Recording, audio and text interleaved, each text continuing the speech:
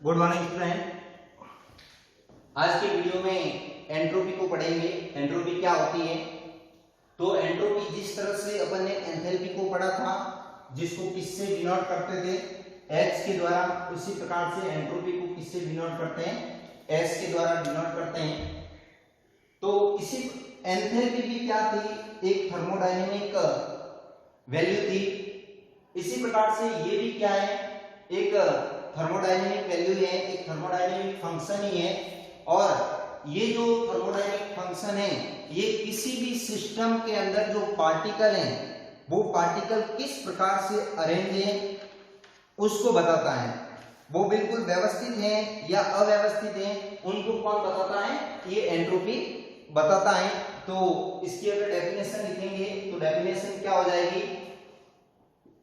It is a thermodynamic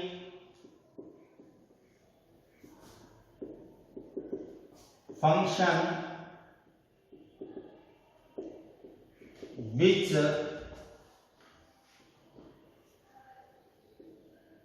measure the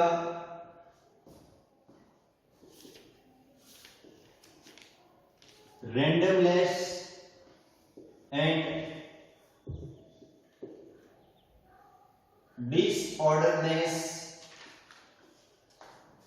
of the molecules of system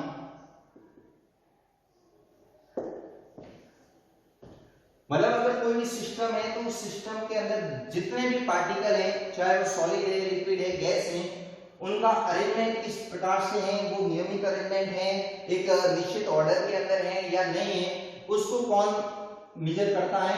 ये entropy major करता है। और entropy S is equal होता है del Q upon T। S is equal क्या होता है?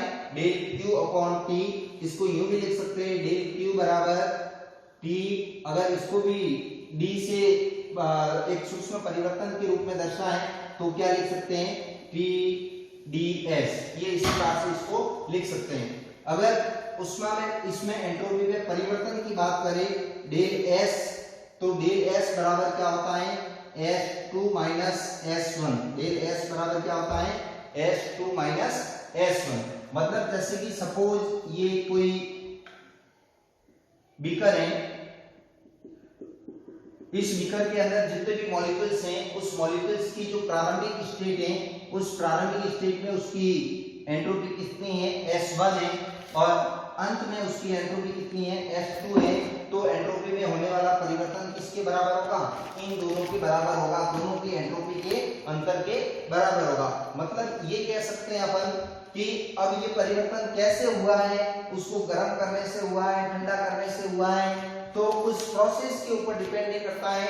मतलब कि जो प्रक्रिया है जिस पथ के थ्रू हो रही है उस पथ पर डिपेंड नहीं करता है, बट किस पर डिपेंड करता है?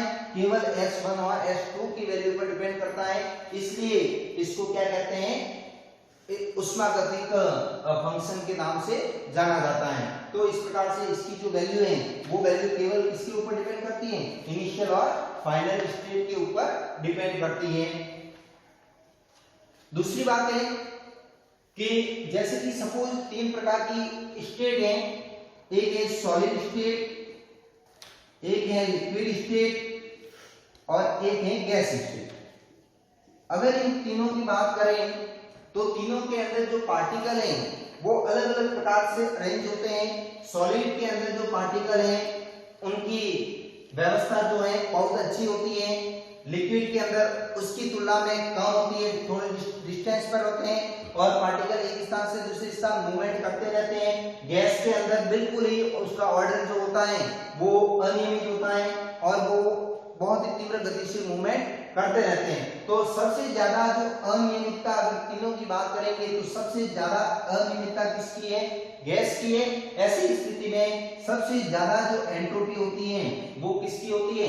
गैस की होती है। और सबसे कम जो एंट्रोपी होती है वो किसकी होती है? सॉलिड की। तो सबसे ज्यादा मैक्सिमम एंट्रोपी जो होती है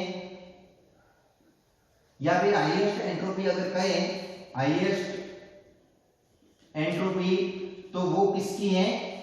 गैस की है। और लोएस्ट एंट्रोपी अगर कहें